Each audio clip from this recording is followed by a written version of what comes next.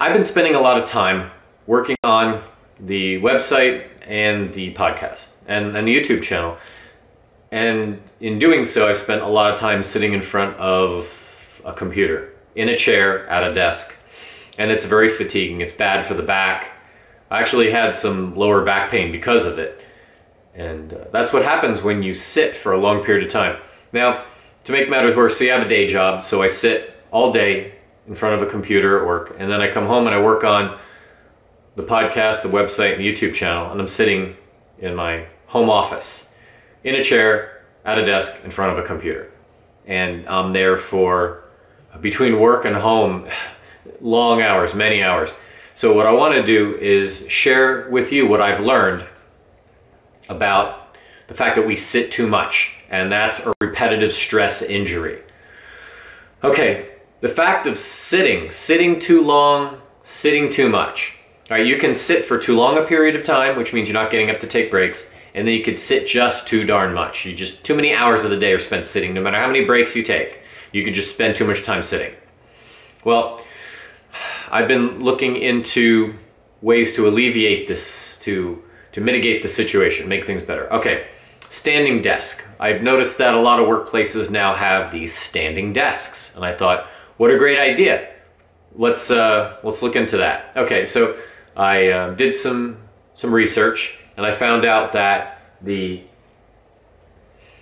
standing desk is a great idea. It gets you off your ass. It lets you stand up and gives you the correct back posture. Your upper back is straight up, and your lower back has that nice J curve that I talked about in a previous podcast. You don't want an S curve, you want a J curve. The J curve is where your back is straight except your butt sticks out a little bit, and it's all about that lumbar area. You're giving yourself the proper curve for your spine in that lower area. Now when you're sitting in a chair, the problem is you're sitting on nerves and you're putting pressure on a lot of tissue, and also your back is curving and it's trying to curve if you don't have the proper lumbar or back support, your back could curve improperly. Plus, if you just sit too much, it's just bad for your back. And I noticed when I sat too much, I developed some really bad back pain. Even though I was working my core, the muscle area in your abdominal region that surrounds, you know, your body, that keeps the muscles keep the spine aligned properly. So if you don't work your core, the spine will go out of alignment and you'll have a lot of spinal problems. Well, also, if you sit too much, you'll have some back pain, some spinal problems. So I looked at the standing desk, and what I'm going to do as an experiment is convert my conventional desk in my home office to a standing desk. Now what I did here was I purchased, they call them bed risers, and they're basically blocks that you can put your bed on top of blocks. So you can put storage bins under your bed, and also it elevates the bed so when you get in and out of bed, rather than, you know, dipping down or whatever, you know, you just stand right up from your bed, so you don't have to, like, you know, lower yourself to get into bed. Well, these bed blocks can also boost up a computer table. So that's what I'm going to do. I ordered a set of 4 of these bed risers, and I'm going to put them under the feet of my computer desk. And luckily I bought an ergonomic computer table years ago, so I can also adjust the height of the computer table. So between the bed riser blocks and the height adjustable table of my computer, I'm going to raise it up to the proper height. I also got it's a conversion kit for my computer chair that I just bought. And that allows the chair to rise up higher. And it also gives you a place for you to put your feet, like a ring, like a bar stool kind of setup where you can put your feet. Now, the reason why I wanted to do this is, I'll get to that in a minute, I want to be able to have a chair so I can stand or sit and like switch off. I'll try that as an experiment. So now the downsides of the standing desk are that, so I did some research on this, and some people were complaining about swollen ankles and leg strain and tired feet and all these different things. So the standing desk is not a perfect solution, nor is a regular conventional desk. We just need to get away from the desk, or just spend less time in front of it. But unfortunately, in the information age, we spend a lot of time in front of in front of a computer, and that's usually sitting at a desk. So what I suggest is just changing positions as much as possible. So that's why I got the chair conversion, so I can use it with my new standing desk.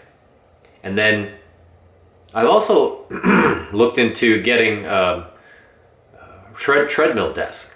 That's another trend starting here, where people will actually walk on a treadmill in front of their computer. It's a really great idea, because not only are you working on your computer, getting work done, but you're also walking and you're getting exercise. And your body is moving so that it's not in one position for a very long period of time. So the benefits of the treadmill desk is that you're getting exercise and you're doing work. Now, some people might say, well, what's wrong with the standing desk? Why can't you stand? What's the difference between standing and walking? Maybe, aren't you going to get tired walking? Well, yes, but believe it or not, you get tired quicker and you get sore quicker standing. It takes more muscle coordination and whatnot to stand than to walk. Our bodies are designed to move. So our optimal performance is walking, not standing. So you can actually walk for a longer period of time than you can stand in one spot. Try it and let me know how you feel. Stand for 2 hours in one spot and then walk for 2 hours. And let me know the difference between the two. I know I do a lot of walking. I love walking. Whenever I go to cities and stuff, I do as much walking as I can, take pictures and whatnot. So walking is a good thing. And so right now what I'm going to do is first I'm going to experiment with the standing desk and the chair. Now the chair, they call it a draft stool, a drafting table stool. So basically back in the day, the drafting tables were like taller, and they used these stools like a bar stool height.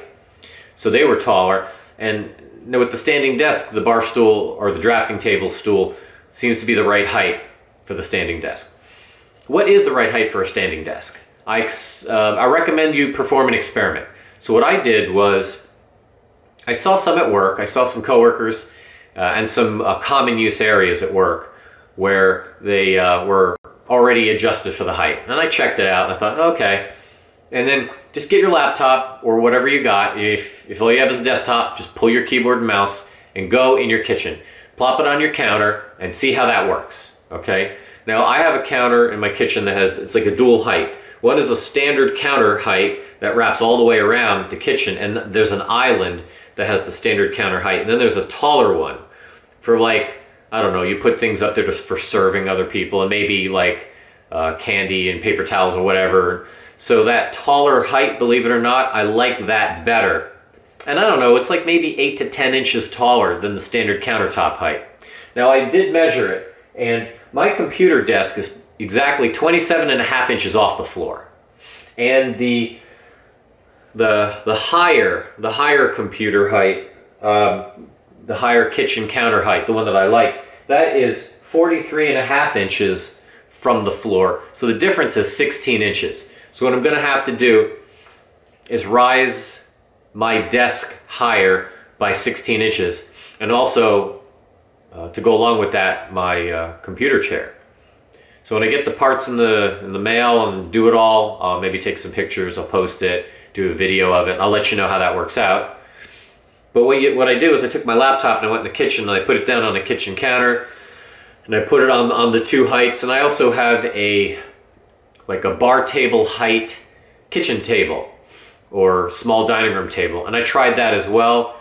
And out of all the different things that I've tried, that higher kitchen counter height of 43.5 inches to me worked out, because when I put it on other surfaces that were too low, that were lower than this, I noticed my wrist was bending. And you don't want your wrist to bend, because you get a carpal tunnel here. The carpal tunnel syndrome is basically when your wrist is at an angle and you're using your fingers or you're manipulating your hand, and the tendons of your fingers run through that carpal tunnel, and they're actuated by the muscle in your arm. And so when those tendons expand, well, they basically move back and forth in the carpal tunnel. So you want the tunnel to be straight, because you want minimum friction of tendons against the wall of that tunnel. Because that's where you get the carpal tunnel syndrome, is when those tendons rub in there. So you want to try and keep your wrist. There's an optimal angle for wrists. on a keyboard. And you can check out on the internet, there's a lot of sites that have ergonomic recommendations, pictures of how you should sit. So basically what I recommend is to move around a lot, to change positions. Give your work environment the options to where you can sit, you can stand, and I'm doing that with the elevated height, because you're not going to raise and lower the table. There are some computer tables out there that'll raise and lower. They're on pneumatic shocks. So you squeeze a handle and you lift it up and you bring it back down. They're expensive, not worth the trouble. You're like, you're fiddling with the height to get it just right. It's a nuisance. It's so much easier and cheaper to get the standing desk at a fixed height, and then you get that drafter style stool, which is basically you can get anywhere from a real stool to an actual computer chair that's higher up, a bar stool. There's a lot of different things you can try, and match the height, and then you'll be fine. So make sure you have a place for you to rest your feet, because if your feet dangle or hang, you're gonna have more problems with circulation in your legs. You could get a little box to put your feet on. However you want to work it, you can experiment with your environment. But the bottom line is give yourself options and be able to change. Go from standing to sitting, so that this way you're giving your body time to do different things. You're not doing the same, you're not stuck in the same position the whole day. Also, I recommend you get up and move. Take breaks. So what I do at work is I've got weights, dumbbells, I got push-up grips, I got a dip station which looks like a walker on steroids, and I can do dips and work my triceps and shoulders with this machine. So basically I have a bunch of exercises that I do at work, plus I'll get up and walk around, get water. Rather than call or email people, I will walk to their office and talk to them, because I like to get up and walk, and the FaceTime helps at work. It's amazing how emails can be misconstrued, but if you're face to face with somebody, like, oh yeah, no problem, I'll do that oh, I know what you're talking about. Yeah, they're more empathic to you. This is a little tip, is if you can at all do things in person at work, do it, because you'd be surprised how more frequently you'll get your way, or you'll see eye to eye. I mean, literally see eye to eye with your coworkers when you are dealing with them in person versus electronic methods such as emails. Even an instant messenger is better than an email. So get around, move around. Now I'm also going to try the treadmill desk sometime in the future. Now I'm debating here, because the treadmill desks are expensive. They range from $1,500 to $3,500 and up. Now the one that I was looking at was $2,000. It's basically a low profile treadmill with a computer desk that goes, it's like two parts, and the controls are on the desk, and they're minimized in size, and the walking desk, the treadmill desk, only goes up to about 4 miles an hour. The ones that I looked at have like a max speed of 4 miles an hour. Believe me, that's fast. You'd be surprised how you go any faster than that, you're not going to be able to do any work on your desk. But the thing is, I would like to do more than just, the treadmills are expensive, and I would also like to have another method of exercising, because right now in the Florida summer, it is hot. You cannot run outside. Like today, I couldn't run outside, it was too hot. So I went to the clubhouse and they used their treadmill. But the thing is, you want to remove obstacles in the way of you and exercise, because we live in such a sedentary lifestyle in this modern age that way too many people get way too little exercise. So one of the ways of removing the obstacles in my life is to try and get some sort of treadmill where I could run in the summer months where it's just too darn hot in Florida to run outside. And that would get me my cardio, because lately I haven't been doing my cardio every day because of the heat. You know, I try and run when the sun goes down, but it's going down at 9 o'clock now, and that's getting too late to run, because I have to run then eat. So, you know, these are things you need to engineer your life. You need to organize things, place, you know, using habits, place activities in your life such that you get them done. And the problem is I wasn't getting the cardio done with this sun setting later and later, the days getting hotter and hotter. So I am working towards finding a way of exercising indoors. So I am going to look into getting the treadmill and using it as a dual use for the standing working desk and as a conventional treadmill for running. So what I'll need to do with that is find a way, like mount a computer monitor on the wall and then have that face the treadmill, and then get like a computer tray for a keyboard, and maybe get like a trackpad keyboard combo. So all I need is, and make it wireless. So all I need is like a keyboard tray that I can put somewhere on the treadmill, the conventional treadmill, and then use the wall mounted computer screen as my monitor, because conventional treadmills are big. The controls are in your face, and that's the way it should be, because you want to be able to reach them quickly. I mean, when you're running, you want to be able to see them, and when you're running, you want to be able to hit stop or go fast, go slow, incline, decline, etc. Right? So it makes sense that conventional treadmill controls are big and in your face, and versus the walking desk, the treadmill desk, the controls are just a tiny little strip, because they're subtle. They're out of the way. You set it and forget it. You know, and you set it to a constant speed and you go, nice pace, do your work. But I want to look into the dual use ability of having, so I can run or I can walk. You know, I can walk with an incline, or because it's more effort. You know, you're still going at a nice slow speed, but you're burning more calories. So there's different ways you can train. So I'm exploring these options, and I'll report back to you with my findings, and hopefully this will help you. This will benefit you. All right, so let's run down and recap what we got. So we talked about the fact that we sit too much, and I proposed the idea of the standing desk. Gives you better back posture, but there's a downside. Your legs get sore, swollen ankles, etc. Being in one position for any length of time, whether it's standing or sitting, is bad. So you want to avoid that repetitive stress type injury. So what do? Standing desk with the drafting stool height chair, so you can stand and sit and take turns doing that. And then also get up and take frequent breaks, do different activities, cross train, you know, so this way you're not doing the same thing all the time. All right. Having weights or different physical activities near your desk, inside your work environment, removing the obstacles, making it convenient for you so that you can get up off of your desk, pick up some dumbbells, do some dumbbell curls, do some over the head shoulder presses, walk around, go to the bathroom, take a coffee break, whatever is required to get you moving, so that when you come back, you're ready to work again. You can stretch as well. Stretching is great because the muscles kind of tighten up, and we lose our flexibility when we sit for a long period of time.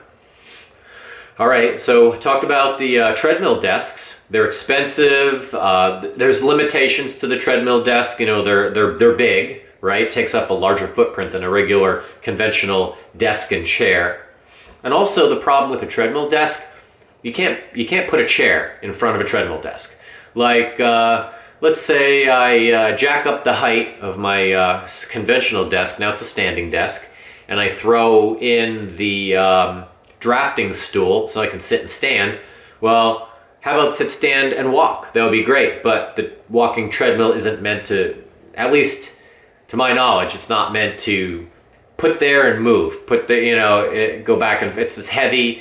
The treadmill desks are meant to be treadmill desks, and the treadmill is an obstacle, so you can't put the chair on top of it or next to it. Maybe you could, if you could swivel the monitor over. I don't know. There's ways you can experiment with things. I'll do some experiments. I'll let you know what I find out.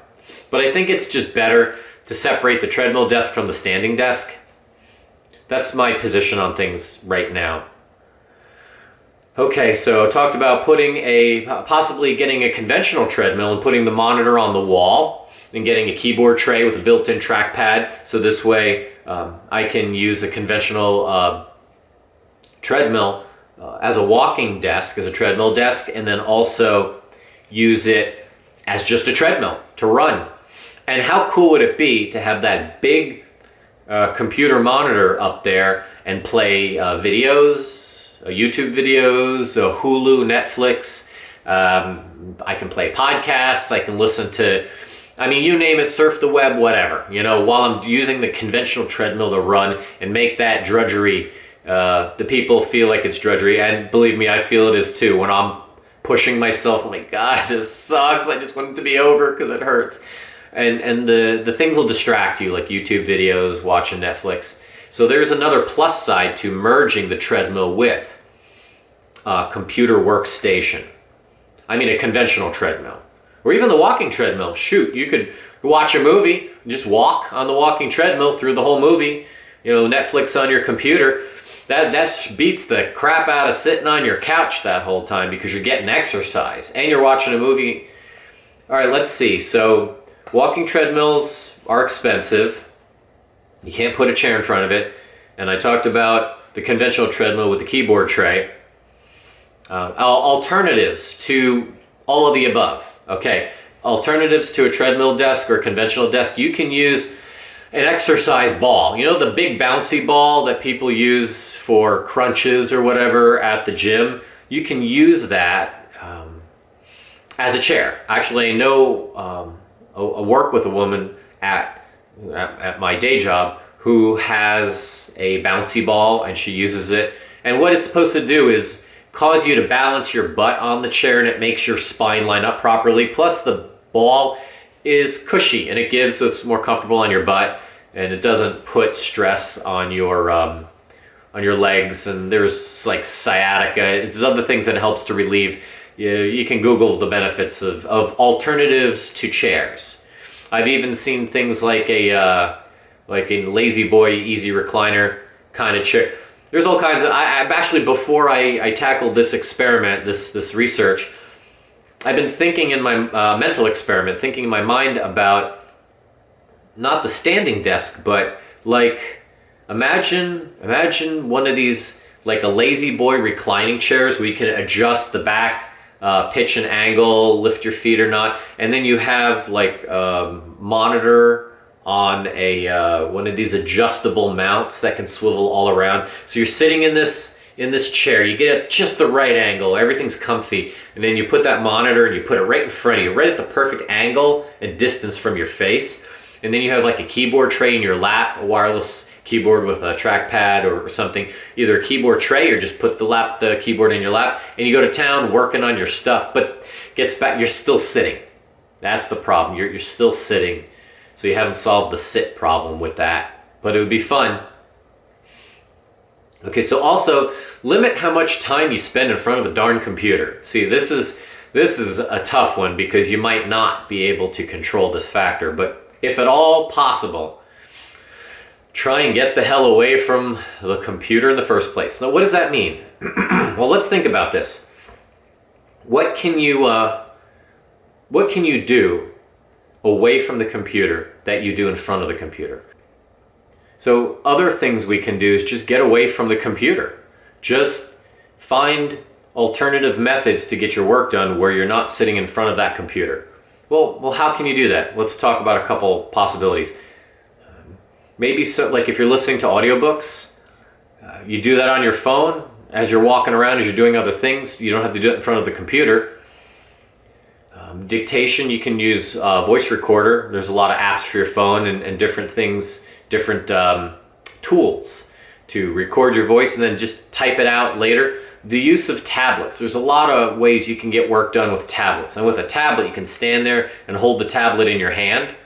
You can sit in a chair, and not just a conventional computer chair, but you can sit on the couch, you can sit in a recliner. There's a lot of, you can lay down, you know, on a couch or whatever. There's a lot of things you can do with a tablet. Tablets are very versatile, and the Android operating system, or that other thing called an Apple, is useful to get work done. Now, tablets are made more for consumer than producer. I get that, but there are some apps out there that you can actually produce with the tablets. It's kind of hard to type, but maybe you can get a voice-to-text software, or maybe you can get a Bluetooth keyboard and pair it up with your tablet. But now now it's almost more like a laptop. But a laptop is another possibility. Take your laptop and go mobile with it, right? So there are different things you can do. Plus brainstorm. Just do as much work as you possibly can away from the computer. Try and minimize that time sitting in that chair in front of the computer. So let's think smarter and work smarter. Okay, well, I hope this helps you out. And I will report back with my findings on doing this experiment with my standing desk. Till then, take care.